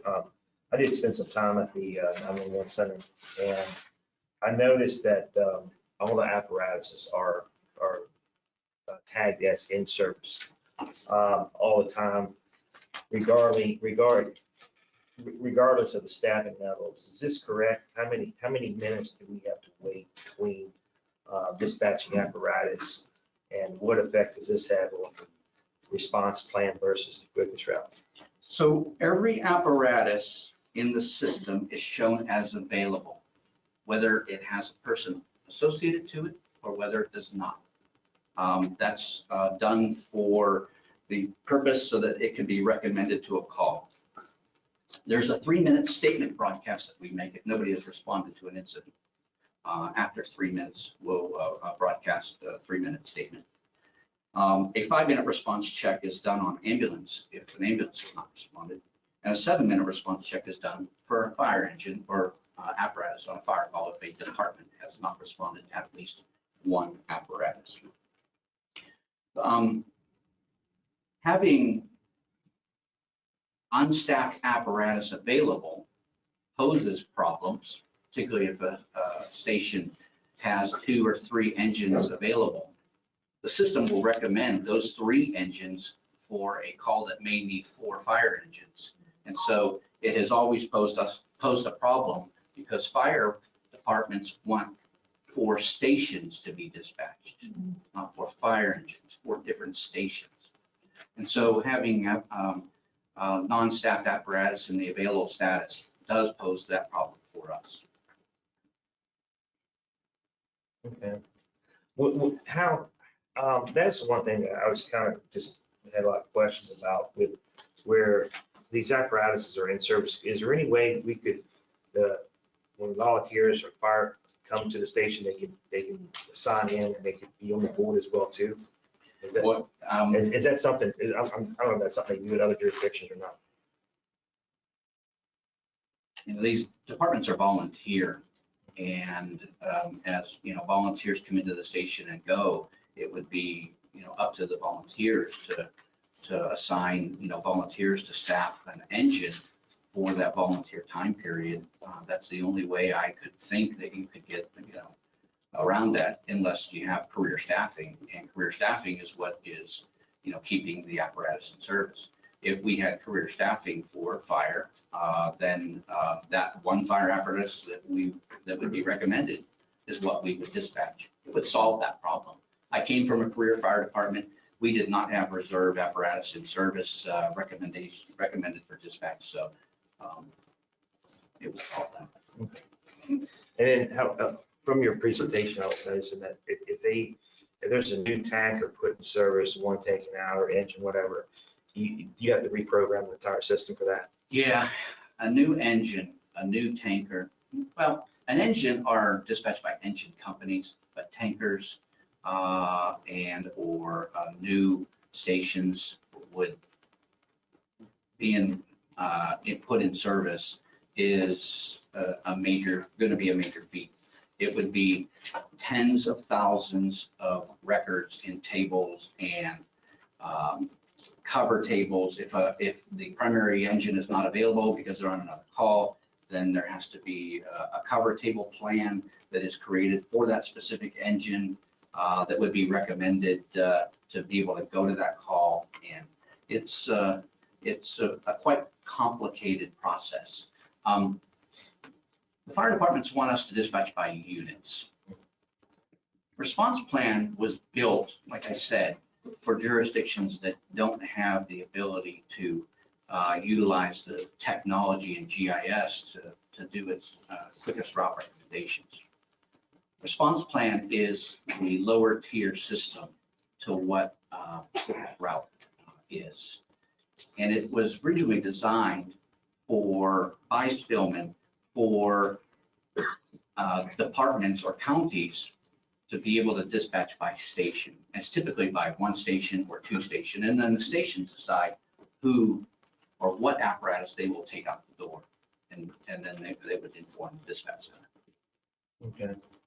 And you said earlier, it was John or you, I can't remember, there's two companies that use quickest route, right? Is it Middleway and Citizens? Yes, so Citizens and Middleway Okay. have requested that we dispatch in their areas to the quickest route system. So we don't refer to a static table to determine the apparatus response. We utilize the system to make a determination based upon minutes and seconds. Okay. And you know how many counties use quickest route in the state of West Virginia? I don't. There's, quickest route is, it's a module that isn't a common module in CAD systems because systems are typically built by using a piece of software called Box Area Run Builder. And it basically does the same thing as quickest route, but it's in a static environment. So in essence, it's not a on the fly, as the emergency occurs, recommendation like we have. Now, there are less than 10 counties that utilize Spillman or Motorola Solutions now as its vendor for its CAD. And I'm not aware of any of them that are utilizing the QR module. One of them obviously is the state police and they don't dispatch fire. Okay. You know, our ambulance uses quickest route, or ESA does, and two of our fire companies. It seems like it would be much simpler, especially on the 911 aspect of things, that everybody uses quickest route. How would that take place, or can it take place? It would make it simpler. Okay, yes, yeah. I mean, do we have to get buy-in by all the volunteer fire companies, or I don't know? I would think your path would have to be through that. The issue with the State Fire Commission and the State Fire Marshal's Office allowing fire departments to mandate or allow mandate and determine who responds within their jurisdiction is something that would have to be overcome. So I was just going to ask you to take me through. So if Company 5 has a tanker that they take out of service, they sell it, whatever, and they purchase a new tanker, you were saying it takes quite a while to get that equipment into the system. So I'm trying to understand how or why. So today, we add the new unit. We take the old unit out of service, we add the new unit, Okay. we assign it to a station, and the system, when a call occurs, and if that unit or that call requires a tanker to respond, and it is recommended out of that station, that tanker would be recommended. It's one simple, easy thing. Okay, I was just under Response the plan, though, in the building of response plan would require us to put that tanker into every table, into every zone for every nature code. So in today's world, right, if a fire incident occurs, the call recommendations are presented to the dispatcher. Mm-hmm. The dispatcher has to refer to a box card. Right. And if the tanker that is recommended is not what the fire departments want, even though it's the quicker unit, the dispatcher is required to change it to the tanker that is on their box card today. In response plan, which is the tables that are being built, that would have to be entered into every record.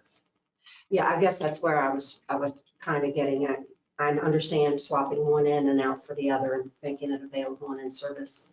But you're saying it wouldn't be just as easy as you're changing the identification or whatever the tanker number is or whatever for those nature codes. That's correct. It wouldn't replace it, so it's not an automatic thing. You actually have to code that in every one of them? Unit has to be coded into the system, yes.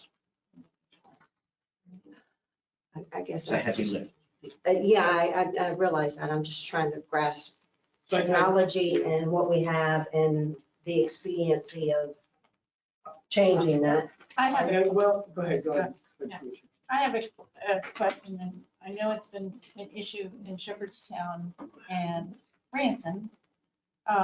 When we have a train or several trains sitting on the tracks, stuck there, and nobody can get around, and I know emergency services can't get through. How is that somehow reflected in our system? Can you respond to that, or is that something beyond our control? That's a really good question, because then I start thinking about and being optimistic about, well, what's next gen 911 going to do for us? To be able to give me the train schedule, to be able to plug it in. But today, no, it's something that if we dispatch, the apparatus would be subjected to, their route. Just have to and which deal way with the they would go. situation. Yeah, we wouldn't know. One thing that is interesting is that the egress out of Ranson, once the Fairfax Boulevard is built, will allow apparatus to leave Ranson, an independent fire company, without having to cross the railroad track. And they could get into, onto the highway, into Fairfax Crossing. However, it's really important to know that building Fairfax Boulevard does not change at all the response to Route 9 at Oakley Drive. I think some people are hoping that that would be the case, but it does not. A unit from Citizens that is 4 miles away can drive 60 miles an hour and get there in 4 minutes. And that the ambulance or an engine, leaving on Fairfax Boulevard, having to, 25, 30 miles an hour. We all know emergency responders do not drive the speed limit. I've heard that before. We know that, but that's the case in every aspect of emergency response. If it's the case in Station 4's area and, driving up Fairfax Boulevard at, 35 miles an hour, the ambulance is not going to go 60 on the highway. It's going to go 65 or 70 and, continue it to extend. Having Station 2 in its present location covers the county, and we've been doing analysis with maps that I've provided to Bob Berner. We've been doing analysis on routing from stations and how many addresses are actually covered from the existing fire station. Station 2, within 10 minutes, covers about 56% of the county. And so it's, stations along that limited access roadway, with quick egress, have the capability to get to places faster. But the fact is, right now, we have no control of the railroads. The feds control that. Even if they have a schedule, the schedule can get muffed up, as we all know, with problems. So that's why we all sit there in an ambulance or fire truck to do the same, unless they could get turned around. Yeah, right now, Station 4 probably, and Station 3, I think, unless, they're coming out Potomac, out left of the station. And but leaving and coming down Shepherdstown Pike, they have to train the railroad there. Independent has, 2 railroads that they have, 3 railroads that they have to deal with, because they have Charlestown, heading out Midway Pike, Summit Point Road, that one, and then the crossing at North Milford Street, and then the crossing at Fifth Avenue. Well, given the complexity of working with quickest route with ambulance and the response plan or box system, the fire departments, I would love to see cooperative spirit and everybody go to quickest route. That's what I'd like to see. But I know some folks feel differently. But I actually think we would serve our citizens best with quickest route. Time matters. I assume with the railroad tracks as with anything else, you've got that, I guess, failed response time, that 3-minute, 5-minute, when you're just, that's what, I mean, yeah. Yeah, I mean. That's you know, gonna happen with almost anything where there might be. Right, we have, it's a volunteer system, right? You may not have a person that is gonna go to a fire alarm at 3 in the morning and we have to wait for them to see if they go, and if they don't, then we dispatch the next unit. That's one of the fallacies of that system. Chief Morgan's here. He has his hand up. I typically don't do this, but I will give you, if you have a question, please chat. I want to clarify some things and Sure. on a whole. A lot of the things that he's not doing is quickest route is a wonderful tool to use. If our engines for staff, our engines are not staff because it's a volunteer world. So that means you have to wait for the volunteers to get there. We're not, it's not staff. The reason why we are so adamant against quickest route is because it does not give us the ability of what other piece of apparatus we request for certain areas. Prime example, if you went to quickest route, it would recognize company A, B, C, D. Company B is notorious, there's 95% failure rate. Okay, that's 7 minutes, you gotta wait to see company B gets out. Or if you do get out, you only get out driver only. We take into consideration, if it's only 2 miles difference between company B and company F has a response rate of 90%, getting out the door within 3 minutes. So do we want to wait 7 minutes for the notorious one to fail? Or do you want to go ahead and get one who is notorious to get out the door? That's the other thing. Another big thing factor into is Route 9 bypass. When Route 9 bypass was constructed, we had a partial area of that company 3 and run from Wilshire Road up to the Berkeley County line. That's our first student. We are responsible for that area. When it was built, we took a proactive stand. We wanted apparatus, emergency equipment coming both directions because people don't know where you are when they have an accident or where they're on a route 9 because it gets confused. Quickest route cannot dispatch units coming both directions. You cannot do it unless you create 2 different incidents. So therefore, when the quickest route was in play for several months, we'd only be dispatched 1 fire engine and an ambulance on Route 9, when in fact we requested coming from both directions. That's a downfall. We run a lot of mutual aids. Our department does.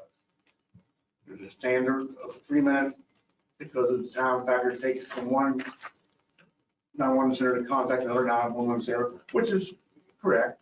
It's like an average of 3 minutes by the time it takes that factor. But again, when that happens, it penalizes that department, who is again notorious for getting out the door quicker than the other one, who is only 2 miles difference. So that's, it's not a fire department battling one over the other. Another one too is in our area, an example, is our second ladder truck, which is in our downtown area. Years ago, we requested 2 ladder trucks already dispatched. One would be ours, the other one would be one out of Boonesboro, Maryland. Because it's a little bit quicker. They do have 1 career driver, but the biggest thing is it's a smaller truck to get in our narrow streets and whatnot, compared to one to other places.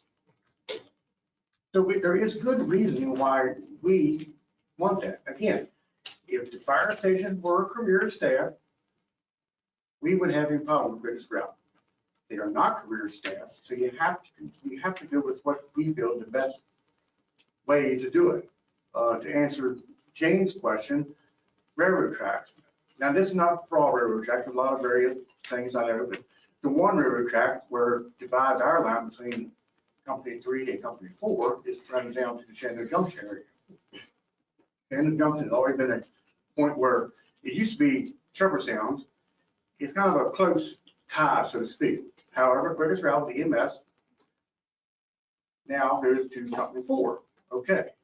However, there's like a dozen homes on, I'm gonna call it the Shepherd Sound side of the railroad track at Potomac. If one of those houses called for chest pain, Company 4 dispatch, they could very well come to the train and the train across the track stop. Now I have to wait a couple more minutes for Company 3. Again, that line was established because of that very, very same reason. If anything on this side of the track will go to this department, on this side of the track will go to this department. Now, granted, you can't do that with all railroad tracks, I get that. Because you have train tracks downtown Charlestown, downtown Jefferson, but there's a prime example of that too. If there was some, and the other thing is, if the response plan, if it is so bad, then why did you all, not all of you all, y'all were on commission back then, did you buy it? It came as part of the CAD as an option, and it was sold by this gentleman to buy. If it was such a bad, why waste your money on it? If there is another plan that can give the fire departments their needs, okay. The other example is, I just handed that to you folks right there. Anywhere from 3 minutes to 5 minutes to dispatch a structural fire. It's sad. So, you know, and coming from Chris Cross, former deputy director, and I don't think you'll get upset with me, but he even stated that when the response plan does go into effect, it's going to be much faster, much friendlier, user-friendlier to the dispatcher. He also stated that he doesn't feel that Jefferson County is quite ready for quickest route yet. I totally agree with you. But, you know, if you can come up with some other system, we'll be glad to listen to it. But, you know, you already got in trouble once with the state fire commission by breaking the law. You broke the law by using the quickest route, by denying the fire chiefs and the state code with whom we want, or whom we need, who we feel is best. And when you deal with volunteer organizations, as we all do, they take factors. Thank you, Chief. I thought you had a quick question. I didn't know. No, I'm just, you know. I appreciate your input. I really do. But, and the nature of keeping the meeting moving forward, we're going to have to move forward. I do appreciate you coming and offering that though. I mean, I guess my only question to Jeff and Ross is, I know, and you know, we do have two fire companies that prefer to do the quickest route. And I hear what you're saying. I hear what Jeff's saying, and we're not here to have a debate, just for the record. It just seems like in the world of 911 dispatch, it seems like it'll be much simpler to do the quickest route. And would it be worthwhile to ask any, I mean, I think I know your all's position, but would it be worthwhile to ask the other fire companies if they would prefer quickest route, or that's just what they're going to say, whether they want, what they currently have? Well, I think that, yeah, and this is why I wanted the presentation, because I just wanted to bring everybody up to speed on what was going on. Because as I dive into this in the last 6 months, and it becomes clearer and clearer to me that we've got two issues. Number one is that the amount of time to key in all this stuff in the response plan to mirror up with all the changes, I don't think we're ever going to get there, because this is a never-ending process. We're always going to be keying in changes, because there's always change to the system. That's just the way it is. So, and we're running two response plans at the same time. So for me, the way I look at it is we need to, at some point in time, figure out what we're going to do, what direction we're going to move in. And maybe it's time we sat down with Ross and the other chiefs, the other 4 chiefs, not Middleway and Citizens, because they're already quickest route, and see if there's a better way to build a mousetrap. I don't know. But I sure would love to sit down and have a conversation with them, because with this ambulance plan coming to fruition, coming on board March 1st, and I've said this before, that is a precursor to career firefighting. But we will never get rid of the volunteer model. And I think it will be supplemented by the volunteer model, because it's never our desire for that to ever go away. And I don't want anybody to feel that way. I think, that would be a hybrid model that we need to work with. So if this is a precursor to career firefighting in Jefferson County, because we've got so much growth, intersection roads are changing all the time. I fear if we move away from CAD, we just wasted a lot of time and money in all the progress we've made with this system so far.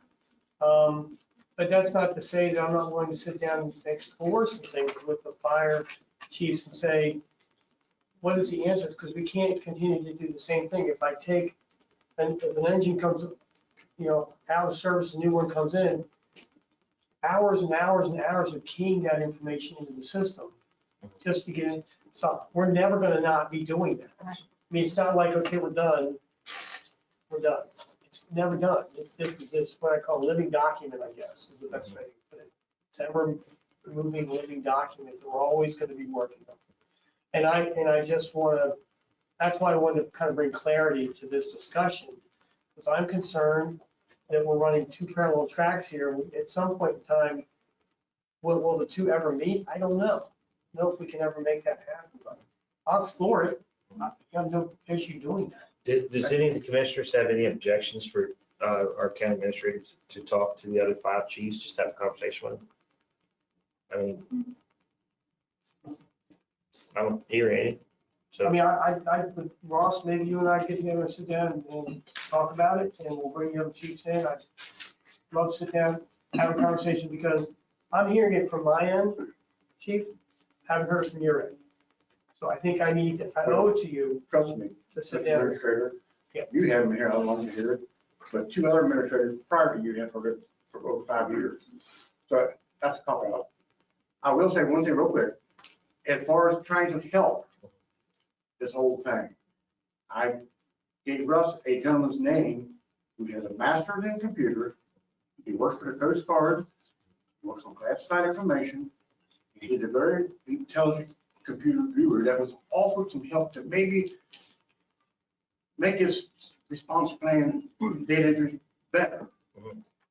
But they refused to reach out to him. Well, I'm not going to get into debate. I'm not going to debate on who offered what. We're not here for that. There was no objections for our county administrator to just have a meeting. Correct. And it's just a meeting. So I'll be glad to have him and other chiefs.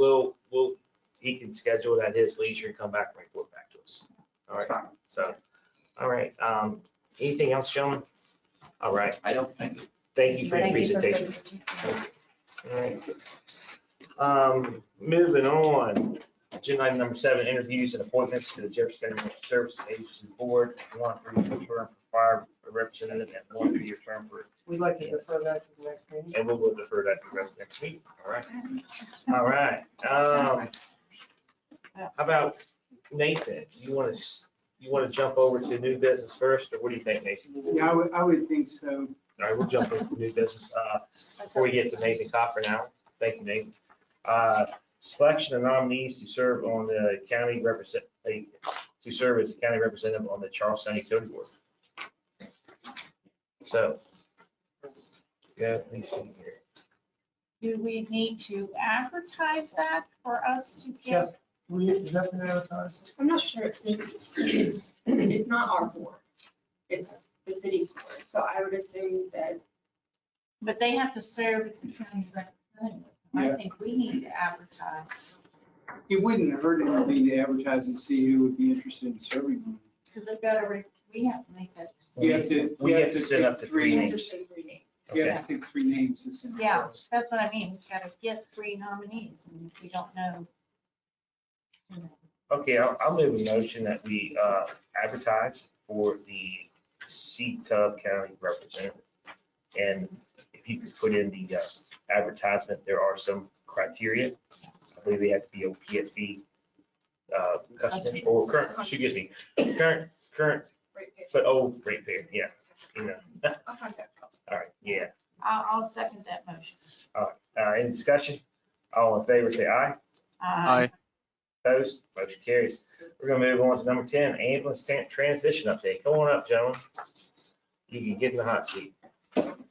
You've been converted. I'll yield you want to tee them up, John, or you want to go ahead? Yeah, and- I'll let All right. Commissioner Vernon. If you want to go ahead and give us an update, the floor is yours, sir. We're here to talk about pickleball, right? Yes. Good. I make sure I brought the right notes. You're on the right, you're in the right meeting. So Captain Moore, Captain Conthine are here with me. They represent part of the team that we put together.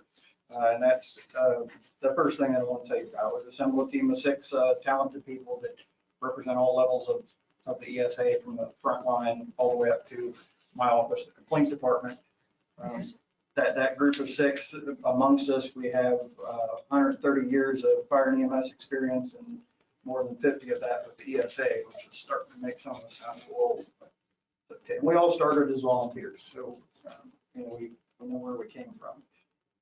Progress we've made thus far, create the detailed timeline and sort of mapping everything out. That was a chore and a half, trying to get everything right and anticipate how long each thing is going to take, especially when we have some external dependencies. We can certainly work faster, work harder, and we completely understand what working against the clock is. That's kind of the crux of what we do out there in the field, but we're dependent on others. We can only do so much. Anyway, what we have done, we have gotten the first ambulance that the commission purchased. We have gotten that all registered and switched over, which was sort of a precursor to getting a number of things done. It was one of the first pivotal points. We did complete the purchase of the ambulance and supplies from Citizens that you all approved. We were scheduled to finalize the documents and do the check with Friendship today, but due to an illness, they had to postpone. Everything's good there. Just we need to move it out a little while because of an unexpected illness.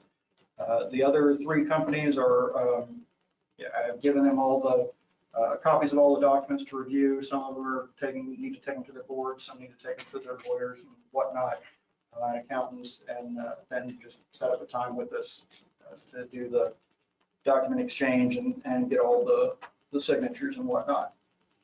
As I think you all learned earlier this evening, we identified the vendors that we need to do the lettering changes. And that, by the way, is not just a pretty thing. It's a WVOAMS requirement that you have to have the agency name on the side. Same thing with the readiness inspections, and I'll tell you now, this was a bit of a learning experience for us in how the commission system works as far as timing, and we thought that we could get a placeholder with a general idea and a number that we knew, and then had to have the documents this week, and we found out, we've got to do that because there's things that have to be done in the system before that. So yeah, I take that one on. That's my fault on that, but we learned and now we know. We've been working with the ECC. I think Captain Conthine or her and I have met with Jeff several times now. We've also met with Chris Cross, and with the EMS transition, there'll be some changes in how things are dispatched, and that goes like 7 layers deep and sideways. And so we're just trying to look out for every possible nuance that we're overlooking, because we don't want surprises anymore, any that we can possibly plan for.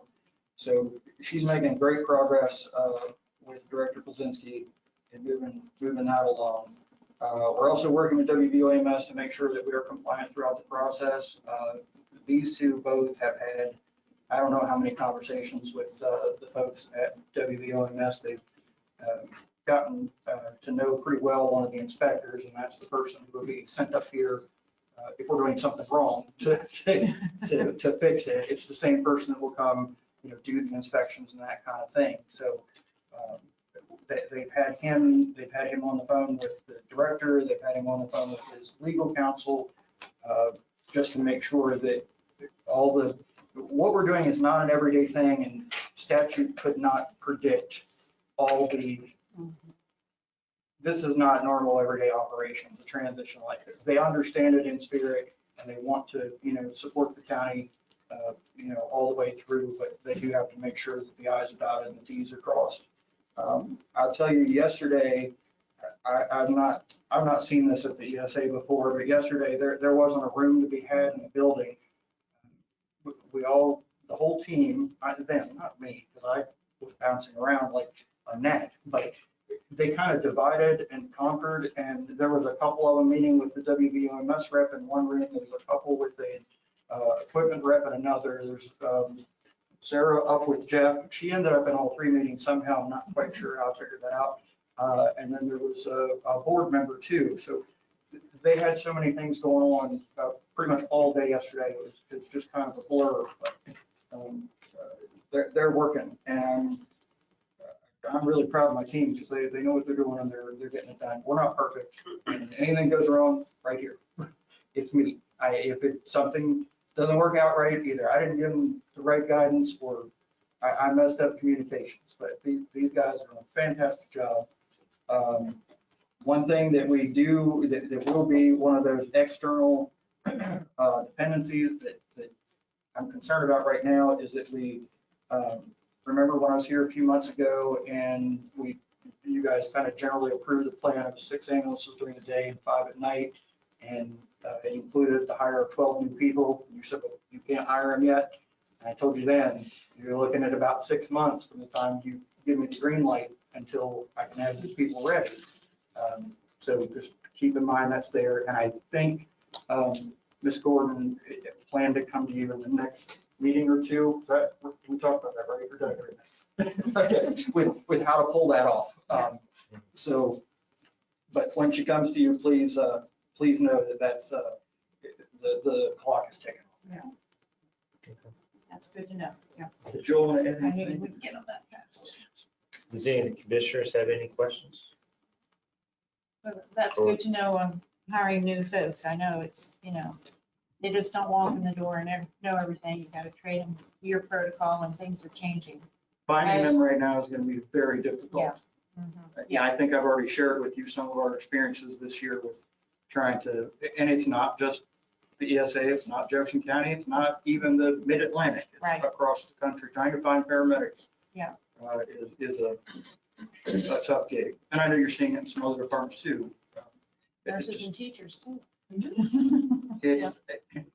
I'm not sure I understand this like, famine of people, but I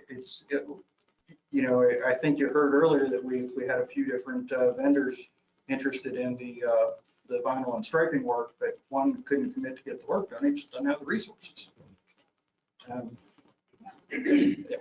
Challenging to. Just as an FYI, Michelle has been working on, we're starting to create the tables in Tyler. When we do the switch over for the financial package, we'll be meeting with Michelle. We talked to you about meeting with your accountant to get those things sort of set up in Tyler. So when we hit the go live date, we can throw that in there. We've already met with the county clerk about the payroll items that we have to move into that as well. So we'll be working in parallel with Bob to ensure that those things all happen at the same time. Thank you. I don't Thank have you, any, Bob. Great job so far. I don't have any questions, but y'all doing a great job. And if you need any help from anybody on our staff, as you know, you just pick up the phone call. Okay. We need some help. I'm not a paramedic. I don't really like blood. How are you with leases? Are you any good with that? A little bit. No experience there. We'll be in touch. All right. Well, thank you for all your hard work. There's no simple answers to a lot of this stuff. It's gotta. That's what we're here for. Yeah. All right, Nathan. I can do the approval of the hire if you want to do that now, then. Yeah. That's fine. Get it with Nathan. I don't believe we need to take this into executive session. I can do this. Or maybe we should take it, yeah, well, let's take it into executive session, we'll bring it back to the Okay, that's fine. approval. Okay. For personnel issues. Yes. Nathan, what So agenda items do you have to go into executive session on? we need to discuss my item number A regarding all of the issues in that paragraph about the solar issue and the cases related to that, and perhaps a finalization and settlement of some of those outstanding cases. Okay, Um, so A, I would also need to provide you with some legal advice regarding A and D, that it's a West Virginia Human Rights Act Commission case. I'm sorry, no, that one is a West Virginia Circuit Court case, 22C48. And then also we have a report by the council on the opioid case and maybe some issues related to that. And our council for that is seated here. all right. I'll just ask Mr. Nissel if we can defer this approval of hire to the next meeting. I haven't seen a resume or anything related to this potential candidate, and I don't feel comfortable making a decision tonight on that without seeing the credentials or the resume. I like the idea that they're a current county employee, so you're hiring from within. But I don't have any, I mean, just for lack of information that's available to make a decision on hiring someone at $74,000. I would like to have some information or insight into that before. Well, John asked to go into executive session on that.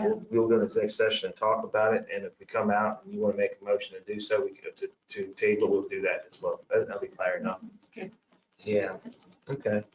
I'll go ahead and move into executive session under move in executive session under 8A, B, and F under our county attorney, Nathan Cochran. To receive legal advice. To receive legal advice and we'll also go into executive session for approval of hire for the deputy county administrator for personnel matters. Do I have a second? Second. Any discussion? All in favor, say aye. Aye. We're in executive session. Nate, Caleb, you want me to call you on this phone here? Son? Yeah, that's fine. I was just about to ask for the number, but if you can call me, that's fine. Yeah, I'll call you. I don't know his number. Yeah, you want to call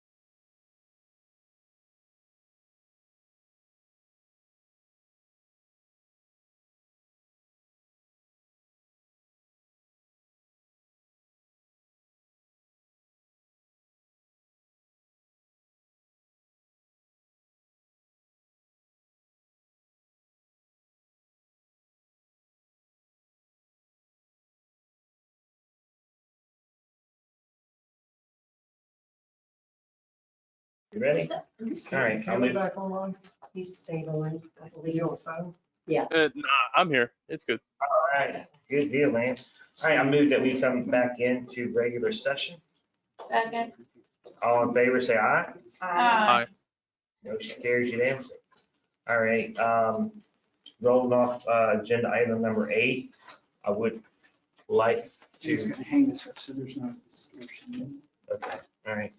I would like to move a motion, from the discussion on number 8 under the conference. I would like to move to, to enter into the Bay Street settlement agreement with Exhibit G and to authorize, the vice chair, since I'm here tonight, to sign the agreement. Do we have a second? Second. All right. Any discussion? All in favor, say aye. Aye. Motion carries unanimously. Thank you. And that was in reference to executive session item F. Under Thank you. Opie, I can't even talk. Opioid. Yeah. Yeah, that was in reference to item number F under 8, under 8. Yes, thank you. And Commissioner Salper, just for the record, I would like to note that during executive session, when we discussed issues related to 9.8, the solar issue, that you recused yourself and left the room. Thank you for that.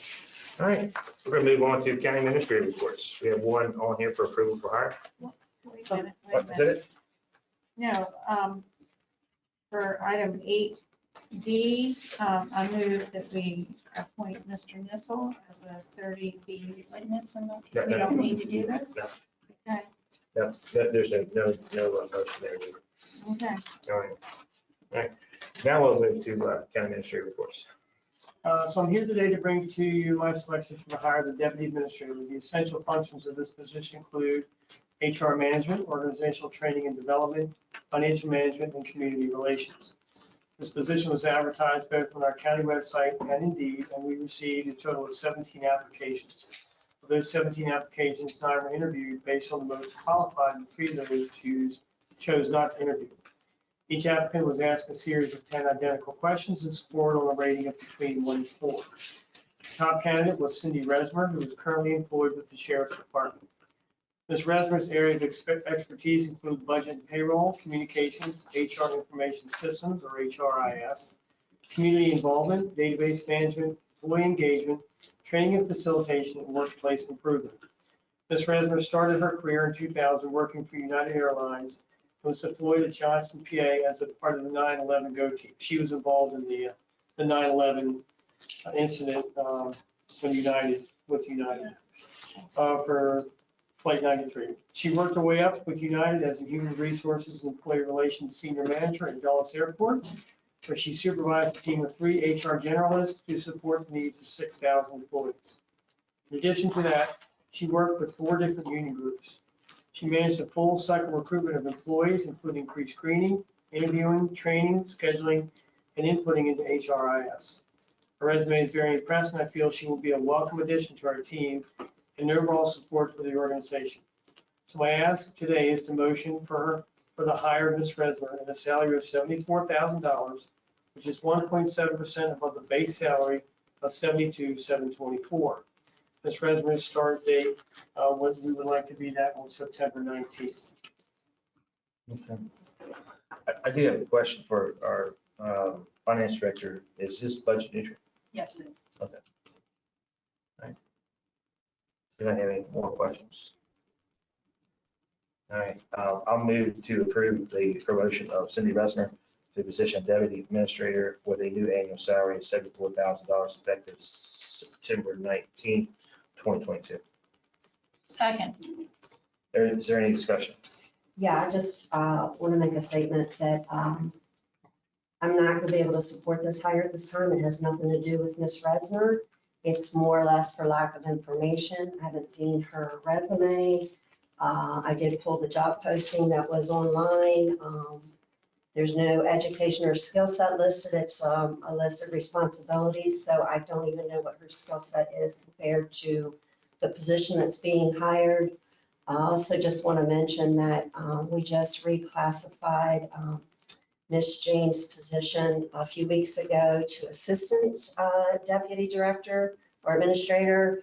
And I see some crossover. I don't see any major differences in some of the responsibilities.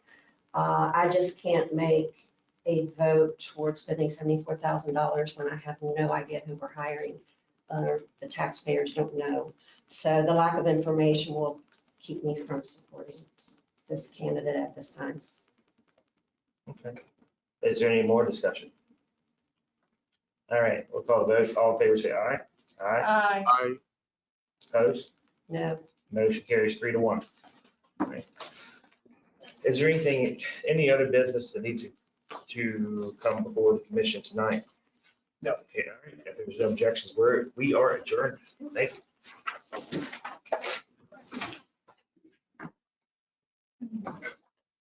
And Nate, I need to sign this and give it to you, right? Yes. Right?